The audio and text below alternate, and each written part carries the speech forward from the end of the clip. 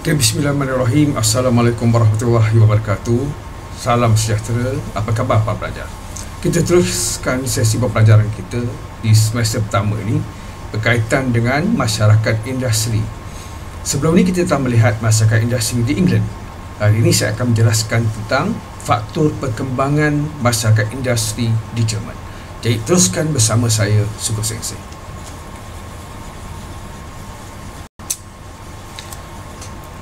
Pertama kita fahamkan dulu dari segi definisi latar belakang ini masyarakat industri. Pertama, bila kita sebut masyarakat industri, ianya merupakan masyarakat yang merujuk kepada mereka yang terlibat dalam bidang perindustrian, iaitu sama ada mereka adalah pengusaha industri itu sendiri, pemilik kilang dan sebagainya, dan juga pekerja industri. Ini dua golongan masyarakat yang wujud dalam masyarakat industri. Jadi masyarakat industri ini dicirikan menerusi pembahagian kerja dan kebergantungan mereka kepada pengeluaran secara besar-besaran. Masyarakat industri merupakan masyarakat yang terlibat dalam pengeluaran barangan serta perkhidmatan dengan dibantu penggunaan mesin, jentera dan sebagainya. Kemunculan masyarakat industri bermula selepas tercetusnya revolusi perindustrian di England pada abad ke-18. Revolusi industri yang berlaku di Jerman adalah revolusi industri kedua. Selepas penyatuan Jerman telah menjalankan aktiviti industri ini dengan menggunakan teknologi, dengan memperbagaikan lagi jenis kegiatan industri, dan juga dengan menggunakan sumber tenaga dan sumber bahan api yang mereka ada. Ini telah melahirkan satu perubahan dari segi teknologi dalam apa yang dikatakan sebagai industri tahap kedua. Itu bukan lagi industri yang berasaskan pada industri memproses sahaja, tapi juga industri yang melibatkan industri kimia terutamanya. Industri kimia, industri memproses yang lebih memerlukan teknologi dan juga pengetahuan.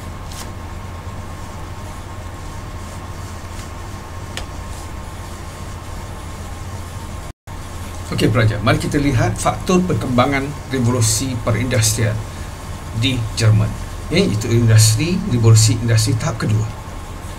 Faktor pertama yang membawa kepada perkembangan revolusi industri di Jerman ialah penyatuan Jerman. Penyatuan Jerman telah meletakkan asas yang kukuh bagi pertumbuhan sektor perindustrian di Jerman. Ini kalau kita tahu sebelum ini, sebelum penyatuan Jerman, terdapat pelbagai wilayah-wilayah yang berpisah di dalam wilayah Jerman sebelum wujudnya sebuah negara yang dipanggil Jerman. Jadi bila Jerman bersatu, maka telah wujud satu negara perindustrian yang unggul di Jerman. Ini Jerman menyebabkan, penyatuan Jerman juga menyebabkan wujudnya keseragaman. Itu yang penting. Ini kepentingan penyatuan Jerman, penyatuan Itali dan sebagainya. Ini apabila Jerman bersatu, maka dia telah mewujudkan suatu keseragaman dari segi penggunaan mata wang yang seragam seluruh negara yang dipanggil Jerman. Sistem percukaian yang sama, sistem timbangan ukuran yang sama, serta perundangan yang sama. Ini memudahkan Jerman berkembang sebagai sebuah negara. Perpaduan politik yang muncul selepas penyatuan juga turut merangsangkan pertumbuhan sektor industri di Jerman. Penyatuan Jerman membolehkan rakyat digerakkan kepada satu hala tuju atau idea yang sama. Jadi kerajaan pusat Jerman telah menjalankan dasar kebangsaan yang komprehensif untuk membangunkan sektor industri. Jadi menjelang tahun 1878, kerajaan Jerman telah mengamalkan dasar memberi perlindungan kepada sektor perindustrian. Ini faktor utama, faktor yang penting di mana berlakunya perkembangan industri di Jerman disebabkan oleh penyatuan Jerman.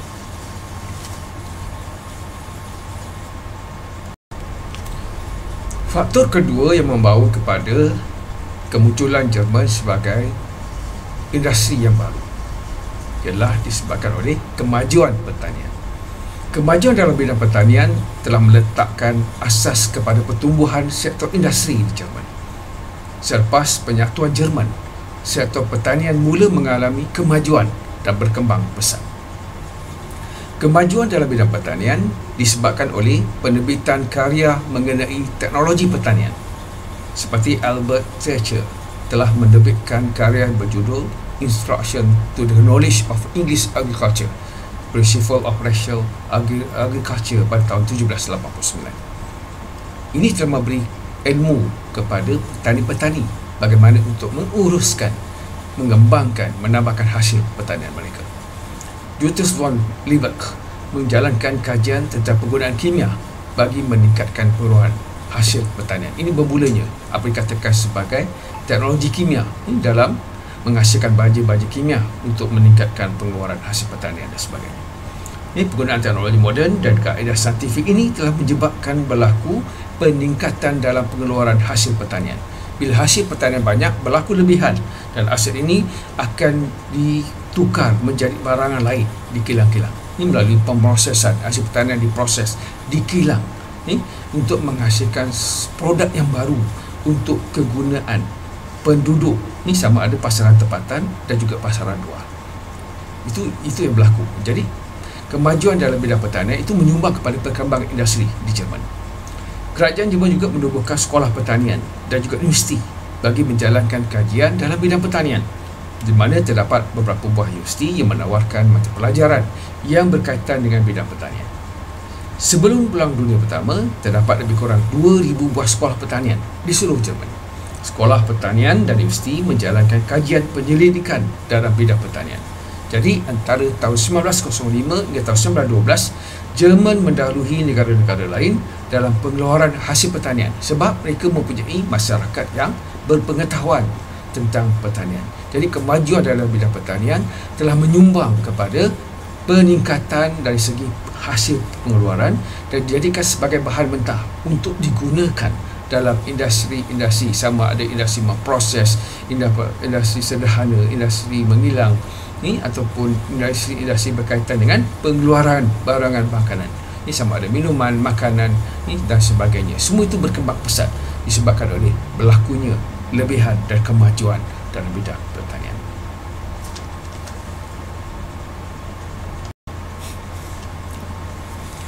Faktor ketiga yang membawa kepada perkembangan revolusi industri di Jerman adalah kemajuan dalam bidang penyelidikan. Ini kalau kita lihat, industri tahap kedua di Jerman ini banyak berlaku perubahan dari segi teknologi dan juga inovasi. Jadi kemajuan ini adalah disebabkan oleh kemajuan dalam penyelidikan. Kemajuan dalam bidang penyelidikan ataupun R&D ini telah merangsang pertumbuhan sektor industri di Jerman. Makmal penyelidikan telah ditubuhkan oleh syarikat kimia dan juga syarikat elektrik di Jerman. Ini dua sumber penting, Pak Pelajar. Dalam industri tahap kedua di Jerman, masyarakat industri Jerman itu menjalankan banyak mereka terlibat dalam industri kimia dan juga industri yang berasaskan pada sumber tenaga elektrik dan industri mengeluarkan barangan elektrik di Jerman. Jadi ahli-ahli kimia dan fizik yang terlatih daripada universiti telah menjalankan kajian dan penyelidikan di makmal tersebut. Ini yang kita katakan sebagai R&D. Jadi perkembangan ini telah menyebabkan Jerman berjaya mencipta pelbagai peralatan dan inovasi yang baru. Jadi beberapa buah syarikat dan perbadanan yang telah ditubuhkan telah menghasilkan teknik baru dalam menjalankan teori penyelidikan dengan amalan kerja harian di kilang. Jadi perkembangan ini menyebabkan Jerman muncul sebagai pemimpin dunia dalam industri kimia dan juga industri elektrik pada abad ke-19.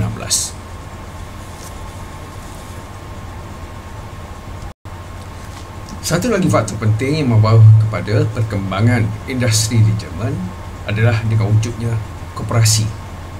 Institusi koperasi ini memainkan peranan dalam mengembangkan sektor industri di Jerman, khususnya dalam memberikan bantuan keuangan kepada penduduk untuk melibatkan diri dalam aktiviti perindustrian.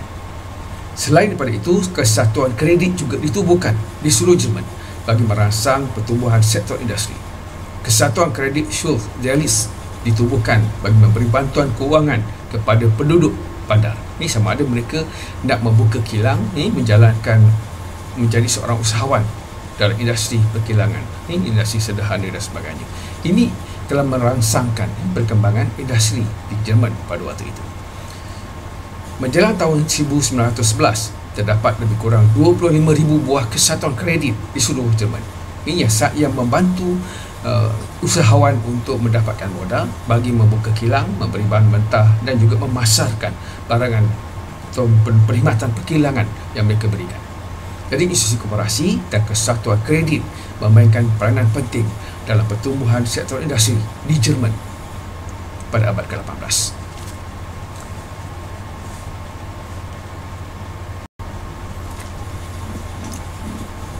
Faktor kelima yang membawa kepada perkembangan industri Jerman disebabkan oleh penghapusan sistem guild.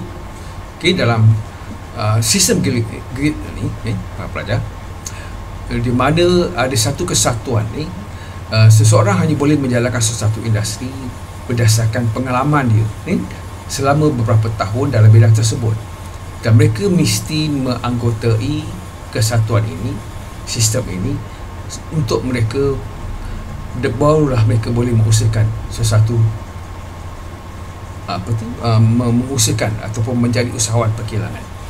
Kalau mereka tidak layak menganggotai guild ini, maka mereka tidak boleh mengusahakan industri ataupun membuka kilang yang baru.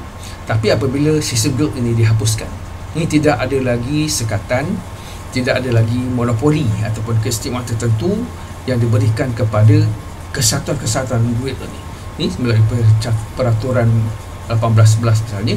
Ini telah menyebabkan banyak industri baru tumbuh. Jadi siapa sahaja boleh menjadi usahawan yang mengusahakan industri ataupun mengeluarkan barangan ataupun memberi perkhidmatan berkaitan dengan perkilangan. Ini tidak lagi terikat kepada sistem guild ini. Ini adalah satu perkara yang sangat memberi kesan yang positif kepada perkembangan industri di Jerman apabila sistem ini telah dihapuskan. Faktor yang keenam yang membawa kepada perkembangan industri di Jerman adalah disebabkan berlakunya apa dikatakan sebagai migrasi ataupun penghijrahan penduduk dari bandar ke bandar ataupun dari luar bandar ke bandar ataupun daripada kawasan lain, daripada luar negara ke Jerman pun berlaku. Jadi penghijrahan penduduk dari kawasan luar bandar ke bandar, bandar ke bandar ataupun dari kawasan lain membantu perkembangan sektor industri. Dia ada dua. Satu, dari segi pasaran kerja. Kedua, dari segi pasaran produk ataupun barangan yang dihasilkan oleh kilang. Jadi bila berlakunya penghijrahan penduduk, berlakunya pertambahan penduduk, maka akan berlakunya urbanisasi yang membawa pada perkembangan pesat dan munculnya bandar-bandar baru di seluruh negara. Ini misalnya pada tahun 1871 terdapat 8 buah bandar di Jerman dengan bilangan penduduk seramai 100,000 orang. Macam saya katakan tadi, penduduk yang ramai ini akan memberi peluang pekerjaan dalam sektor industri dan juga memberi peluang sebagai pasaran. Ini memberi pasaran kepada barangan kilang dan juga sektor makanan. Ini daripada hasil-hasil pertanian, terutamanya produk makanan, untuk menampung keperluan jumlah penduduk yang ramai di satu-satu tempat. Jadi bandar-bandar perusahaan atau kilang muncul seperti di Ruhr, Saxony, Silesia dan juga di Berlin. Jadi pertumbuhan baru, pertumbuhan bandar baru dan peningkatan penduduk menyebabkan industri berkembang pesat di Jerman pada abad ke-18 dan abad ke-19. Faktor yang ketujuh menyebabkan berkembangnya industri di Jerman ialah kekayaan bahan mentah. Pelajar faham? Ini seperti yang saya telah jelaskan sebelum ini, kilang memerlukan bahan mentah. Daripada bahan mentah boleh ditukar menjadi barangan yang lain yang digunakan oleh pengguna, terutamanya barang-barang pengguna. Jadi perkembangan sektor industri di Jerman disebabkan oleh kekayaan sumber bahan mentah. Bahan mentah ni sama ada bahan mentah hasil pertanian, hasil pelombongan dan sebagainya.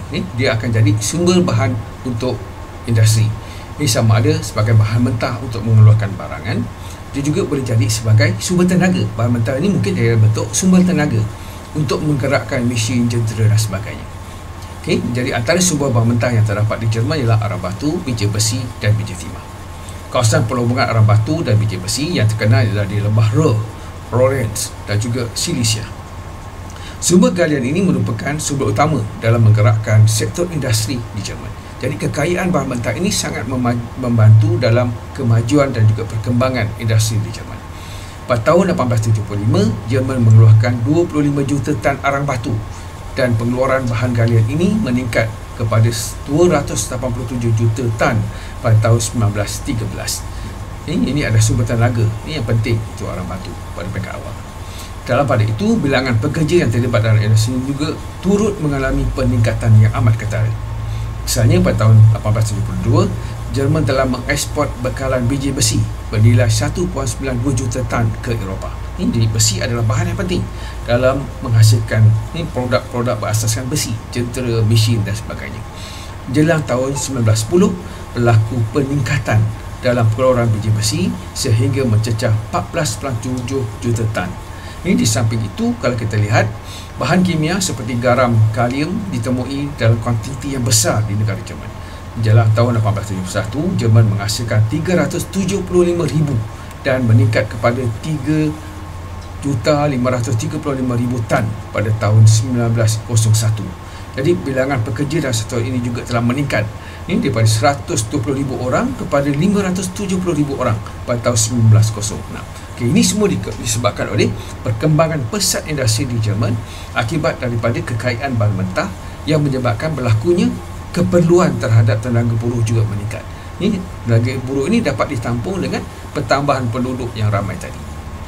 Ini semua memberi faktor yang menyumbang kepada kemajuan industri di Jerman.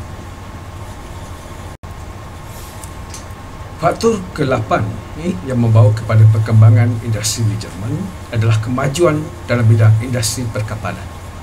Apa kaitan perkapalan dengan industri, para pelajar? Mudah saja nak faham. Industri memerlukan bahan mentah dan juga mengeluarkan barangan untuk dijual ke pasaran luar. Jadi mereka perlu ada satu sistem pengangkutan yang baik. Jadi sistem pengangkutan yang cekap dan efisien pada waktu itu adalah perkapalan. Jadi perkembangan perkapalan penting. Jerman mesti memiliki kapalnya sendiri untuk membawa bahan mentah dari tempat lain ke Jerman ataupun juga membawa barang yang hilang daripada Jerman untuk dipasarkan di Eropah dan negara-negara lain di dunia. Itu peranan yang dikatakan sebagai sistem pengangkutan. Jadi sistem pengangkutan utama pada waktu itu adalah perkapalan. Jadi perkembangan pesat sektor industri disebabkan oleh kemajuan dalam bidang industri perkapalan. Industri perkapalan Jerman terletak di Bremen, Hamburg, Steen, Danzig dan juga Elbe. Ini adalah pelabuhan-pelabuhan penting di Jerman yang menjadi pintu masuk kepada barangan dan juga bahan mentah ke dalam negara Jerman ataupun untuk tujuan ekspor ke luar negara. Jadi selepas tahun 1880 berlaku peningkatan yang amat ketara dalam pembinaan kapal wap di negara Jerman. Ini membantu kepada perkembangan industri di Jerman. Jadi perkembangan ini menyebabkan jumlah muatan barangan yang diangkut turut meningkat. Jadi keupayaan Jerman dalam sektor perkapalan ini juga membantu dia dalam mengembangkan industri di Jerman. Faktor ke-9 yang membawa kepada perkembangan industri di Jerman adalah kemajuan dalam sistem pengangkutan. Seperti sistem perkapalan tadi, sistem pengangkutan darat juga perlu. Bila kita sebut sistem pengangkutan, dia sama ada pengangkutan darat, laut dan udara. Perkapalan tadi adalah sistem pengangkutan laut yang digunakan untuk mengangkut barangan yang banyak, yang besar dengan lebih cepat dan membawa bilangan yang besar, kondisi kontainer dan sebagainya. Tapi dalam kemajuan dalam sistem pengangkutan juga penting, terutamanya pengangkutan darat seperti jalan raya, jalan kereta api. Di perkembangan revolusi industri disebabkan oleh kemajuan dalam bidang komunikasi dan pengangkutan. Dua-dua ini sangat penting. Ini pengangkutan darat misalnya kereta api untuk menggalakkan pertumbuhan industri, khususnya untuk membawa bahan mentah daripada pelabuhan ke kilang di bandar-bandar dan juga membawa hasil barangan daripada kilang ke pelabuhan untuk diekspor. Itu satu perkara.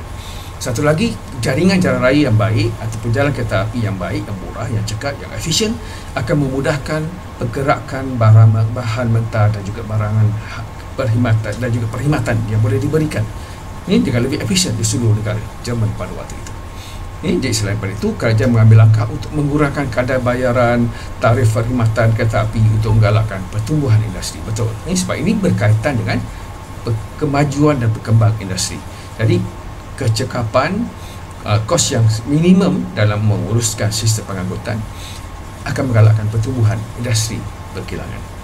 Selain daripada itu, kerajaan juga telah membuat langkah-langkah yang baru, misalnya menggalakkan perkembangan pertumbuhan perkhidmatan kereta api, membina banyak landasan kereta api, dan juga memudahkan pergerakan, bukan hanya memudahkan pergerakan bahan mentah, barangan kilang, ini juga pergerakan tentera untuk mengawal keamanan negara. Jadi selepas tahun 1879, kerajaan telah membeli landasan kereta api yang dimiliki oleh pihak swasta. Ini telah memantapkan lagi sistem pengangkutan darat di negara Jerman pada waktu itu. Ini sudah pasti apabila memiliki sistem pengangkutan yang cekap, terutamanya pembinaan landasan kereta api yang menyeluruh di seluruh negara Jerman, ini akan memajukan lagi dan mengembangkan lagi industri di negara Jerman. Satu lagi faktor penting yang memberi kepada perkembangan industri di Jerman adalah galakan daripada kerajaan Jerman itu sendiri. Pertumbuhan pesat dalam sektor industri juga disebabkan oleh usaha dan galakan yang diberikan oleh kerajaan. Kerajaan Jerman mengamalkan dasar memberikan perlindungan kepada sektor industri mulai tahun 1879. Itu adalah dasar kerajaan, memberi perlindungan. Perlindungan ini menyebabkan berlaku pertumbuhan pesat kilang ataupun industri antara 1872 hingga tahun 1910, dan sekaligus menyebabkan hasil pengeluaran sektor perindustrian di Jerman juga meningkat. Sebab bila berlaku pertambahan dari segi bilangan kilang, bilangan barangan yang dihasilkan, produk yang pelbagai dengan kualiti yang lebih baik, maka dia akan menambahkan peningkatan dari segi pengeluaran dan meningkatkan jenama produk yang dihasilkan oleh industri di Jerman. Kerajaan juga menyediakan perkhidmatan kereta api yang murah bagi merangsang pertumbuhan industri. Jadi sistem pengangkutan yang efisien menyebabkan hasil industri dieksport ke negara-negara lain di Eropah. Ini banyak dasar-dasar kerajaan seperti memajukan, memudahkan ataupun membangunkan infrastruktur. Ini kemudahan jalan raya, kemudahan jalan kereta api, kemudahan kuasa, sumber kuasa, kemudian nanti tenaga elektrik dan sebagainya. Itu semua adalah usaha-usaha yang dibuat oleh kerajaan untuk mengembangkan industri di Jerman. Ini mengurangkan kadar cukai, tarif, ini untuk ekspor dan sebagainya. Ini sangat membantu usahawan dan juga bekerja dan mereka terlibat secara langsung dalam bidang industri. Faktor ke-11 adalah penubuhan kartel. Kartel adalah persatuan yang dikenali sebagai kartel. Persatuan dikenali sebagai kartel ini ditubuhkan untuk menyelaraskan pengurusan industri di Jerman. Antara matlamat utamanya ialah mengawal bekalan dan harga barangan untuk menjamin keuntungan. Kartel ni macam ada satu kesatuan. Kesatuan, misalnya kesatuan pengeluar barangan berasaskan kain misalnya, ataupun besi atau kayu dan sebagainya. Dia ada kesatuan. Itu yang dipanggil kartel. Persatuan ini menguasai produk ataupun pengeluaran dari segi jumlah, dari segi apa barang yang dikeluarkan, berapa banyak kilang yang berkaitan, semua itu dikawal oleh kartel ini. Jadi anggota kartel akan mengadakan perjanjian bagi menentukan harga barangan yang dipasarkan. Pertumbuhan ini juga memainkan peranan penting dalam mengawal pasaran dan juga kewangan dalam industri Jerman. Jadi kartel ini ada satu kesatuan pengilang yang di mana siapa yang membuka kilang mesti menganggota kartel ini. Jadi mereka boleh mengawal dari segi harga barangan tersebut dengan lebih mudah sebab mereka ada kesatuan. Kesatuan pengeluar kereta misalnya. Jadi mudah kan? Kesatuan pengeluar baja kimia contoh. Kesatuan ubat-ubatan. Dia ada persatuan.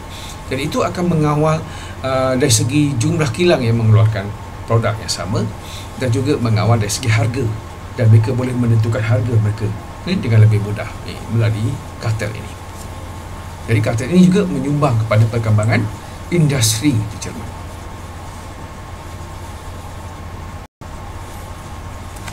Faktor ke-12 adalah kemunculan bank. Bank sangat penting dari segi modal untuk membantu mengembangkan industri di Jerman. Jadi kemunculan institusi perbankan ini memainkan peranan penting dalam mengembangkan mengembangkan sektor industri. Kerajaan Jerman telah menubuhkan bank dan menyediakan pinjaman jangka panjang untuk merangsang pertumbuhan sektor industri Jerman. Menjelang pertengahan abad kedua, abad ke-19, bahagian kedua menjelang pertengahan kedua abad ke-19, Joint Stock Bank ditubuhkan di Jerman. Bank membantu mengembangkan industri dengan memberikan bantuan modal kepada pengusaha-pengusaha industri.